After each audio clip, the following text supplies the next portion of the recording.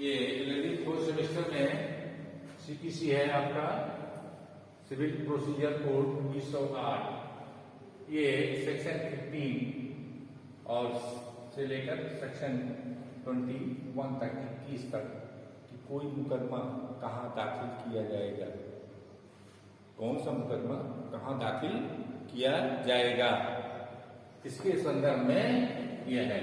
ये 21 ये बताता है, आपका लास्ट ईयर सेक्शन में बताता है कि जुडिक्शन के संदर्भ में ऑब्जेक्शन आपको यथाशीघ्र रेज करना चाहिए। अगर आप प्रतिवादी हैं किसी मुकदमे में और वादी ने मुकदमा आपके खिलाफ किया है और आपको उसके मुकदमे के जुडिक्शन के बारे में कोई ऑब्जेक्शन है तो यथासंभव इसको यथाशीघ्र जो है रेज करना चाहिए। ठीक है ना। WS दाखिल आप मान लीजिए तब आप रेज कर सकते हैं, कोर्ट ने इशू बनाया तब आप रेज कर सकते हैं। लेकिन इस चीज को आप किसी अपील में नहीं रेज कर सकते तब तक जब तक कि आप कोर्ट में ये जो है ऑब्जेक्शन क्रिएट न किए हों कि ये जो भी सूट ये दाखिल हुआ है ये प्रॉपर जुडिक्शन के अंतर्गत सूट दाखिल नहीं किया गया था। अगर ये ऑब्जेक्शन आपने शुरू में किया है और कोर्ट ने मान लीजिए लोअर कोर्ट ने ये बात नहीं मानी है तब वो बात आपकी ऑब्जेक्शन जो आपने किया है वो अपील में आपकी सुनी जा सकती है। लेकिन अपील के स्टेज पर पहुंच करके जुडिक्शन के बारे में आपके ऑब्जेक्शन ग्राह्य नहीं होगा, मेंटेबल नहीं होगा। अगर आपने ऑब्जेक्शन जुडिक्शन के संदर्भ में पूर्व में किया है तब अपील के दौरान इसकी भी जो है आपको सुना जा सकता है। अगर पहले आपने कोई ऑब्जेक्शन नहीं क्रिएट किया है WS में, इशू में, इन सब में, तो ये चीज जो है वो नहीं मानी जाएगी, इस स्टेज पर आप ऑब्जेक्शन नहीं कर सकते। ठीक है ना। अगर किया है तो आप अपील में भी उसका ग्राउंड ले सकते हैं। लेकिन मैंने ये ग्राउंड लिया था कि जो भी सूट है ये प्रॉपर जुडिक्शन का कोर्ट नहीं है जहां से ये मामला निर्णित हुआ है। अगर प्रॉपर जुडिक्शन कोर्ट का निर्णय नहीं है तो क्या होगा, निर्णय शून्य होगा। अगर किसी कोर्ट को जो जुडिक्शन दिया जाता है पिक्यूनियरी, टिटरी, स्थानीय और आर्थिक और विषय वस्तु संबंधित जो भी क्षेत्राधिकार मिलते हैं, अगर उसका उल्लंघन किसी सूट में हुआ है तो उसके द्वारा पारित जो भी निर्णय होगा वो क्या होगा, शून्य होगा, नल एंड वाइड होगा, उसका कोई महत्व नहीं होगा। ठीक है ना। अगर विषय वस्तु को जो है वो इग्नोर किया गया है, आपका एक पिक्यूनियरी जो जुडिक्शन है इसको इग्नोर किया गया है और आपका जो स्थानीय क्षेत्राधिकार है उसको इग्नोर किया गया है, तो उस कोर्ट के द्वारा जो भी निर्णय होगा वो क्या होगा, शून्य होगा, नल एंड वाइड होगा। ठीक ना। पिक्यूनियरी जुडिक्शन में अगर आप ऊपर चले जाते तो एक प्रक्रिया संबंधी अनियमितता मानी जाएगी। जैसे एक कोर्ट है उसको मान लीजिए 5000 रेस के जो वैल्यूएशन के मुकदमे हैं उसको सुनने का अधिकार है। ठीक है ना। और ये कोर्ट है और आप चले गए कहां, 50,000 वाले कोर्ट में। ठीक है ना। आपका वैल्यूएशन कितना है, ये 5,000 वाले कोर्ट के लिए आपको सूट फाइल करना चाहिए था। नियम है कि आप जब भी सूट फाइल करेंगे न्यूनतम कोर्ट में सूट फाइल करेंगे, न्यूनतम सक्षम जो कोर्ट सबसे न्यूनतम होगी और आपके मुकदमे के अकॉर्डिंग वैल्यूएशन वो सुनने के लिए सक्षम होगी। सक्षम मतलब होगा कि वो विषय वस्तु संबंधी उसको क्षेत्राधिकार हो, आर्थिक हो और विषय वस्तु संबंधी हो और स्थानीय जो है उसको क्षेत्राधिकार हो कोर्ट को, तभी कोर्ट जो है किसी मामले को सुनने के लिए सक्षम मानी जाती है। ठीक ना। तो मान लीजिए आपने 5,000 का वैल्यूएशन का मुकदमा अपर कोर्ट में कर दिया जहां 50,000 का उनका है सीमा, और कोर्ट ने मान लीजिए कैसे भी किसी भी रूप में उसको टेकअप कर दिया, तो ये जो है ये मात्र प्रक्रिया संबंधी दोष माना जाएगा। इसके द्वारा जो भी निर्णय होगा वो नल एंड वाइड नहीं होगा। कोर्ट तो भी है ना, उससे अपर कोर्ट है, तो जिसे डिस्ट्रिक्ट जज का जो जिला न्यायालय है वो पूरे डिस्ट्रिक्ट का मुकदमे का जुडिशन उसको होता है, हर प्रकार के मुकदमे का, ठीक है ना। वो सारे मुकदमे को अगर चाहे तो सुन सकता है, चाहे किसी भी मुकदमे को इधर सुन सकता है। तो लेकिन उसको सुविधा के दृष्टिकोण से हर जुडिशन, हर कोर्टों को अलग अलग बांट दिया गया है, उनके विषय पर संबंधी, उनके स्थानीय के संदर्भ में, और ऐसे। और इसको बांटता कौन है? हाई कोर्ट, उच्च न्यायालय। उच्च न्यायालय जो है सबके क्षेत्राधिकार का निर्धारण करता है, ठीक है ना। तो मान लीजिए आपने बड़े कोर्ट में कर दिया तो भी उनका निर्णय जो होगा वो शून्य नहीं होगा, निर्वाचित नहीं होगा, केवल एक प्रक्रिया के साथ अनियमितता मानी जाएगी। लेकिन अगर 50,000 का वैल्यूएशन का मुकदमा और आपने 5,000 जिसका जुडिशन है उनके यहाँ स्थानीय कर दिया और उनके द्वारा जो भी निर्णय हुआ क्या हुआ, वो शून्य माना जाएगा, ठीक है ना। हाँ, तो वो नल एंड वाइड माना जाएगा। ये सामान्य सिद्धांत सेक्शन 15 और 21 की हमने आपको बताई दिया। अब बात आती है 17। अब इसके पूर्व जो सेक्शन आता है वो है सेक्शन 16। सेक्शन 16 मतलब है कि विषय वस्तु जहां स्थित हो उसी के स्थानीय क्षेत्राधिकार के अंतर्गत जो है आप न्यायालय में मुकदमा स्वीकृत दाखिल करेंगे। ये हमने कल बताया, मैंने सारांश में आपको मैं इस चीज को रिपीट कर दे रहा हूँ। 16 वो ऐसे कौन से मुकदमे हैं जो कि जहां संपत्ति स्थित है वहां के ही कोर्ट में आपको मुकदमा दाखिल करना पड़ेगा। जैसे आपका है भाटक किराया, अस्थावर संपत्ति के विभाजन के संदर्भ में, संपत्ति के बंधक है, पट्टा है, इसके लिए अगर कोई मुकदमा आपको करना है, संपत्ति के किसी अधिकार के लिए निर्धारण के लिए आपका हित क्या है, टाइटल क्या है, इसके लिए अस्थावर संपत्ति के संदर्भ में अपकृत्य क्या है, संपत्ति के संदर्भ में अगर कोई दोष कार्य किया गया है उसके जो है क्षतिपूर्ति के लिए मुकदमा आप कहाँ दाखिल करेंगे। अगर मान लीजिए कोई संपत्ति कुर्की है, प्रभार है, उसकी संपत्ति कहाँ दाखिल करेंगे? वहां करेंगे जहां वो संपत्ति स्थित है, जिस स्थानीय अधिकारिता के अंतर्गत वो संपत्ति स्थित है। पहले तो आप कहाँ जाएंगे? लोकल जुडिशन पे जाएंगे। किसी मुकदमों को दाखिल करने के पहले आप कौन सा पहले जुडिशन देखेंगे? स्थानीय क्षेत्राधिकार, ठीक।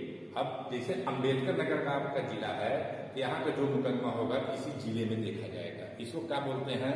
स्थानीय क्षेत्राधिकार। अब इसमें भी और भी थोड़ा सा पार्ट है, हाई कोर्ट के द्वारा बांटा गया है कि सिविल जज जूनियर डिवीजन किस क्षेत्र का देखेंगे, सेकंड किसका देखेंगे, किसका कौन देखेगा। कई कोर्ट है मान लीजिए समवर्ती में, तो सबका क्षेत्राधिकार जो है बटा होता है। जैसे यहाँ का सिविल जज जूनियर डिवीजन टांडा है तो उसका क्षेत्र अलग है, सिविल जज जूनियर डिवीजन का क्षेत्र अलग है, बटा गया है। तो पहले आप क्या जाएंगे? स्थानीय क्षेत्राधिकार का डिटरमिनेशन करेंगे और उसको निश्चित करेंगे कि स्थानीय क्षेत्राधिकार क्या है, ठीक है ना।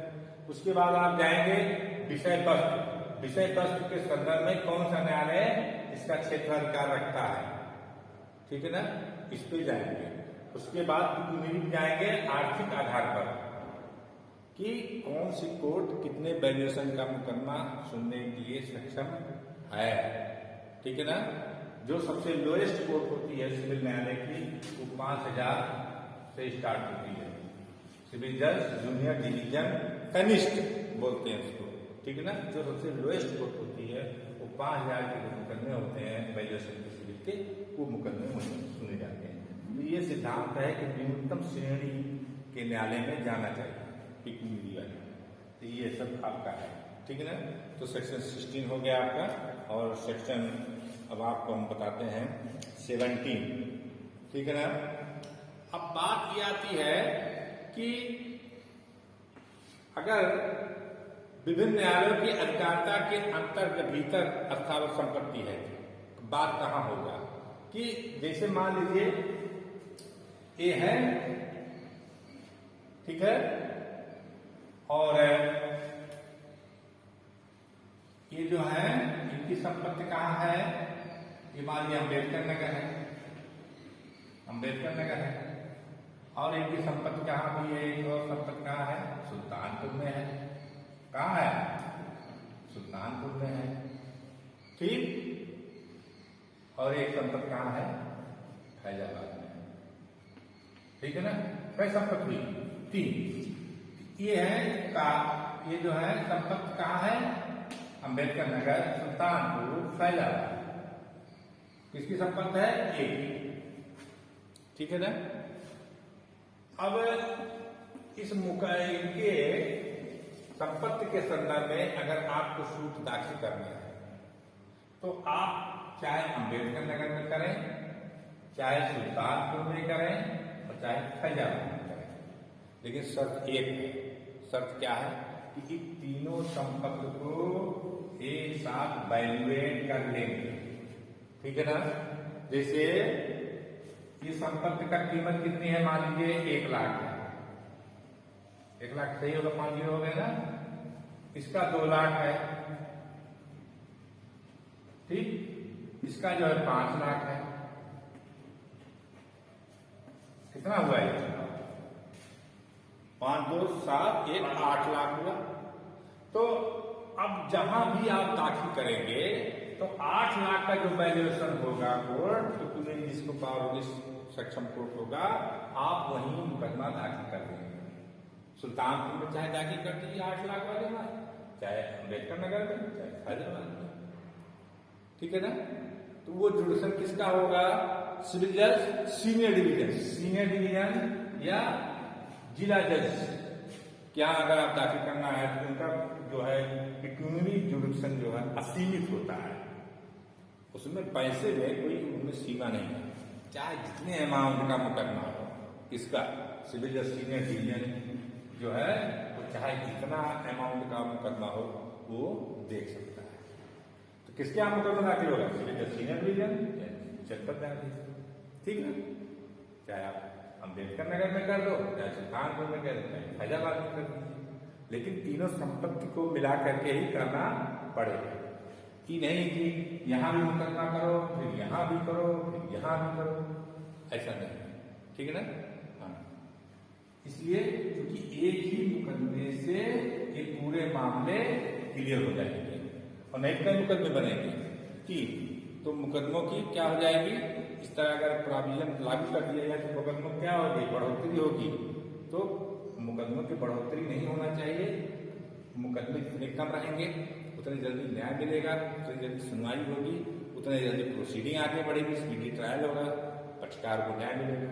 और जितने मुकदमों की संख्या बढ़ जाएगी क्या होगा, कार्रवाई बाधित होती रहेगी, ठीक ना। इसीलिए इन सारों को मिलाकर के मुकदमा चाहे अम्बेडकर नगर में, चाहे सुल्तान, चाहे फैजाबाद में, ठीक है, आप कर सकते हैं, ठीक है ना। ये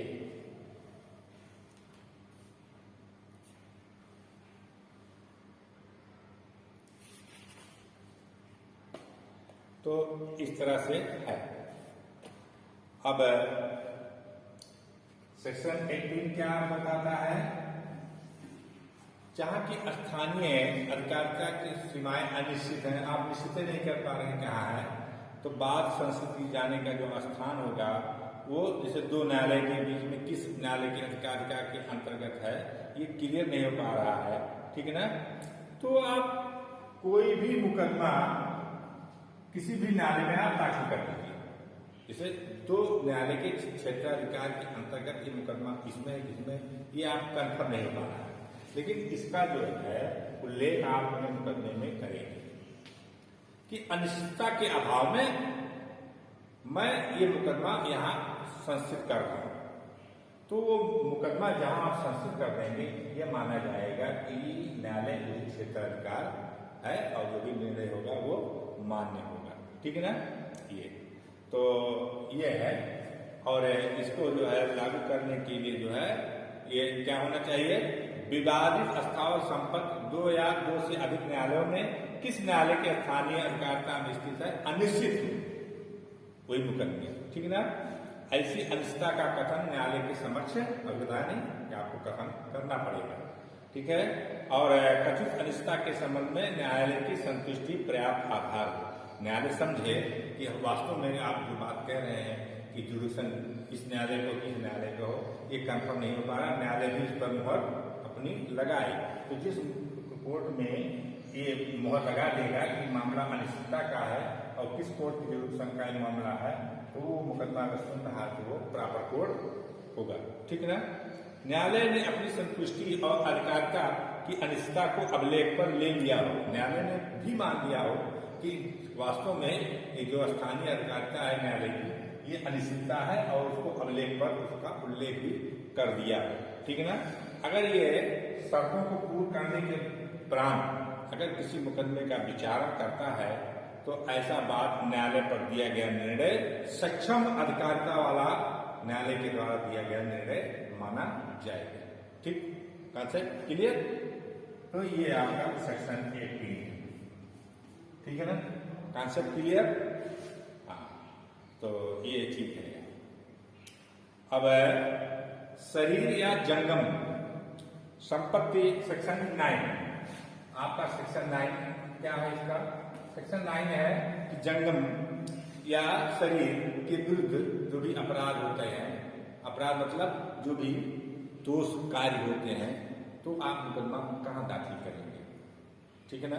जैसे आप एक मिनट, सेक्शन 9 ये हो रहा है। सेक्शन 9 जंगम या शरीर के विरुद्ध किया गया दोष कार्य या कृत्य का, ठीक है ना। ये कहता है कि जंगम या शरीर के विरुद्ध अगर कोई जो है दोष कार्य किया गया है या अपकृत किया गया है, अपकृत किया गया, टॉर्ट्स किया गया है वो, ठीक है ना। जैसे मान लीजिए ये फैक्ट्री है, ठीक है ना, ये फैक्ट्री है, क्या है? फैक्ट्री। और इसके धुएं से आपको नुकसान हो रहा है। आपके बगल में बाग लगाए और बगल में फैक्ट्री है, मान लीजिए भट्ठा है जो चिमनी से धुआं निकल रहा है, और यहाँ के नजदीक आपको क्या है? बाग है, और बाग जो है उसमें बौर आया और इस चिमनी के धुआं कारण जो है खराब हो गया, आपकी फसल आपकी खराब हो गई, ठीक है ना। तो ये क्या हुआ? ये दोष कार्य के हुआ, इस शरीर और जंगम संपत्ति की जो है ये विरुद्ध जो है अपराध हुआ। तो इसका मुकदमा आप कहाँ दाखिल करेंगे? इसका मुकदमा आप जो है कहाँ करेंगे? ये जहां दोष कार्य किया जाता है, जैसे ये बगल में आपका प्लाट है, आपने बाग लगवाया, तो दोष कहाँ कार्य किया गया? आपके प्लाट पर। इसके स्थानीय जुडिशन के अंतर्गत जो है आप मुकदमा दाखिल कर सकते हैं, ठीक है ना। और दूसरा, जैसे मान लीजिए का जो है दिल्ली का निवास करने वाला है, कहाँ निवास करने वाला है? दिल्ली का है, और कलकत्ता में खा पर क्या करता है? हमला करता है, ठीक है। और तो खा जो है का के विरुद्ध चाहे कलकत्ता में करे चाहे दिल्ली में करे। कलकत्ता में क्यों करेगा? क्योंकि वहां उसको मारा गया है, और दिल्ली में इसलिए करेगा क्योंकि वहां का निवासी है, तो वहां भी उसके पास विकल्प है, वो जहां भी चाहे कलकत्ता में चाहे दिल्ली में, ठीक है ना। हाँ, मान लीजिए का जो जयपुर का निवासी है, ठीक, भोपाल में एक लेख जो है खा के कॉपीराइट का उल्लंघन करता है, तो खा का के विरुद्ध जयपुर या भोपाल में किसी भी स्थान पर वाद ला सकेगा। जहां कायदा एक्शन एराइज हो रहा है वहां मुकदमा आप कर सकते हैं, जहां प्रतिवादी आपका रह रहा है, जो आपके अगेंस्ट में जो है अपराध किया है या दोषपूर्ण कार्य किया है, कुछ किया है, वहां भी आप मुकदमा दाखिल कर सकते हैं, ठीक है ना। ये आपका हो गया सेक्शन 9, ठीक है ना। अब नेक्स्ट पीरियड में आपको हम सेक्शन 20 बताएंगे। Concept clear? ओके।